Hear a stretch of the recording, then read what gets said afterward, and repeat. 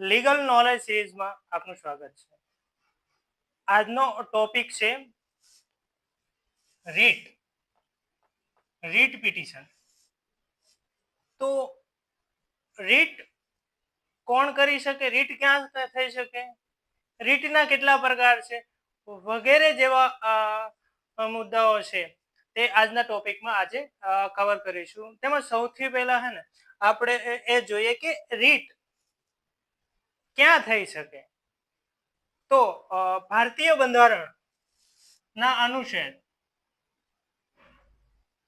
226 પ્રમાણે હાઈકોર્ટની અંદર રીટ પિટિશન કરી શકે છે અને ભારતીય અનુચ્છેદના 32 પ્રમાણે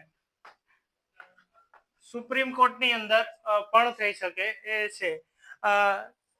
જેમાં સૌથી પહેલી રીટ છે બંદી પ્રત્યક્ષીકરણ, હેબિયસ કોર્પસ. આ રીટ છે એ કોઈ પણ વ્યક્તિ કરી શકે છે જ્યારે કોઈ વ્યક્તિની અટકાયત કરવામાં આવી હોય ત્યારે તેના સંબંધી લોકો છે તેવા લોકો આ રીટ કરી શકે છે. અને આ રીટ કરીને જો હાઈકોર્ટની અંદર રીટ કરવામાં આવે તો હાઈકોર્ટ એવો ઓર્ડર કરે કે બોડીને હાજર કરો, મતલબ કે શરીરને હાજર કરો, to have the body of. કોઈ વ્યક્તિની ખોટી રીતે જ્યારે અટકાયત કરવામાં આવે છે ત્યારે હાઈકોર્ટની અંદર જ્યારે રીટ થાય તો હાઈકોર્ટ, અને સુપ્રીમ કોર્ટની અંદર જ્યારે રીટ થાય તો સુપ્રીમ કોર્ટની અંદર સુપ્રીમ કોર્ટ છે તે એવો આદેશ કરી શકે છે અને એ વ્યક્તિને અદાલતની અંદર હાજર કરવામાં આવતો હોય છે અને એને અટકાયત કરવાના કારણો પણ સુપ્રીમ કોર્ટ કે હાઈકોર્ટ એમને પૂછી શકે છે. એના પછી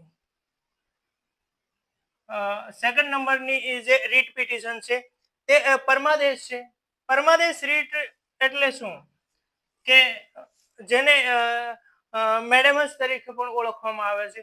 તો પરમાદેશ તરીકેની રીટ એક એક્ઝામ્પલ તરીકે જોઈએ તો એક એવી રીટ છે કે જ્યારે જેની અંડરમાં કોઈ અધિકારી છે, કોઈ સરકારી અધિકારી છે, એની અંડરમાં એ વસ્તુ આવતી હોય અને એ વસ્તુ તે ના કરે ત્યારે એક હાઈકોર્ટ અથવા તો સુપ્રીમ કોર્ટ એક આદેશ આપે કે અમે આદેશ આપીએ છીએ.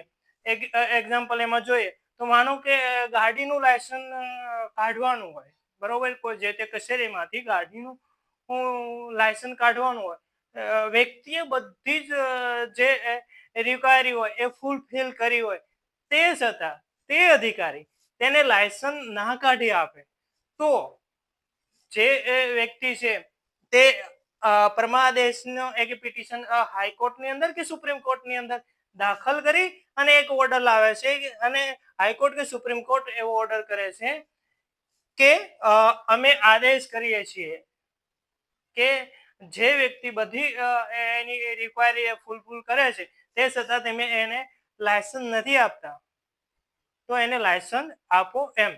એ પરમાદેશની અંદર એવી રીતનું જોગવાઈ છે. એના પછી થર્ડ નંબરની રીટ છે તે પ્રતિષેધ, પ્રોહિબિશન. એને જેનો અર્થ થાય છે અટકાવવું, ટુ ફોરબીડ. તો આ રીટ કોણ કરે અથવા તો ક્યારે થાય? તો આ એક ન્યાયિક રીત છે. આ એક ન્યાયિક રીત છે.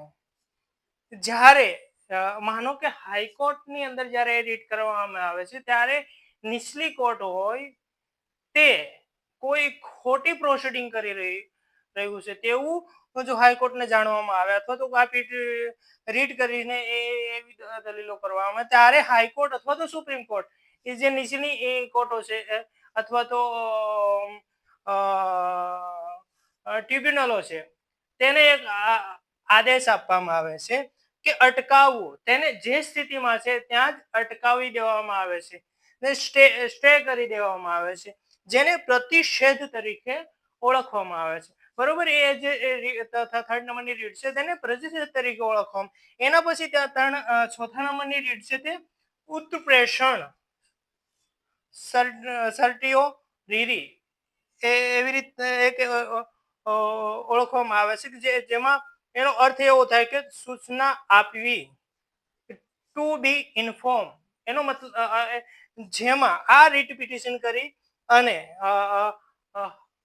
હાઈકોર્ટ કે સુપ્રીમ કોર્ટ જે નીચલી કોર્ટ જે આપણે રીટ છે તે પણ એક ન્યાયિક રીત છે અને તેમાં હાઈકોર્ટ કે સુપ્રીમ કોર્ટ જે નીચલી કોર્ટે ચુકાદો આપ્યો છે, જે ઓર્ડર આપ્યો છે તેને પોતાની પાસે એ મંગાવશે, સૂચના આપશે કે જે નીચલી કોર્ટમાં જે આ ખોટો ઓર્ડર થયો છે, ગલત ઓર્ડર થયો છે, તે જે હાઈકોર્ટ કે સુપ્રીમ કોર્ટમાં એને આપવામાં આવે, લાવવામાં આવે. બરોબર, એટલે એ એક હાઈકોર્ટ કે સુપ્રીમ કોર્ટ સૂચના આપે છે. એના પછી 5 નંબરની જે રીત છે તે અધિકાર પૂછ્યા કો વોરંટો, જેને કો વોરંટો તરીકે પણ ઓળખવામાં આવે છે. તો આ રીત છે એ શું છે તો કે કયા અધિકાર દ્વારા એક સવાલ કરવામાં આવે છે, કયા અધિકાર દ્વારા. તો આ રીટ ક્યારે થાય છે આપણે એક ઉદાહરણથી એ સમજીએ કે જ્યારે કોઈ વ્યક્તિ કોઈ ખોટી અથવા તો જે એની સીટ ના હોય અને તે છતાં એ સીટ ઉપર નોકરી કરતો હોય અથવા તો એ સીટ એને પોતાના કબજામાં લીધી હોય ત્યારે આ રીટ કરવામાં આવતી હોય છે. અને આ રીટ તમને એ જાણ હોવી પડે જે વ્યક્તિ એ જગ્યાએ નોકરી કરે છે અથવા તો જે જગ્યાએ છે તે ખોટી રીતે ત્યાં છે. માનો કે કોઈ જગ્યાએ કોઈ વ્યક્તિ ખોટી રીતે ત્યાં નોકરી કરે છે, બરોબર. તો કોઈ પણ વ્યક્તિ આ રીટ કરીને હાઈકોર્ટમાં કે સુપ્રીમ કોર્ટમાં રીટ કરીને તે વ્યક્તિને સામે ત્યાંથી તેને એ જગ્યા ખાલી કરવા માટે હાઈકોર્ટ કે સુપ્રીમ કોર્ટ ઓર્ડર કરે છે કે જે વ્યક્તિ તે જગ્યા પર છે ત્યાંથી તેને હટાવવામાં આવે. તો આ 5 પ્રકારની રીટ છે જે હાઈકોર્ટ અને સુપ્રીમ કોર્ટની અંદર આર્ટિકલ 226 અને 32 પ્રમાણે દાખલ થતી હોય છે. અને આ બંને આર્ટિકલને હે ને બંધારણનું હૃદય પણ કહેવામાં આવે છે. જો આ બંને આર્ટિકલ બંધારણમાંથી જો નીકળી જાય ને તો બંધારણની અંદર હૃદય ના રહ્યું હોય તેવું કહી શકાય. આવા વિડીયો જોવા માટે જોડાયેલા રહો.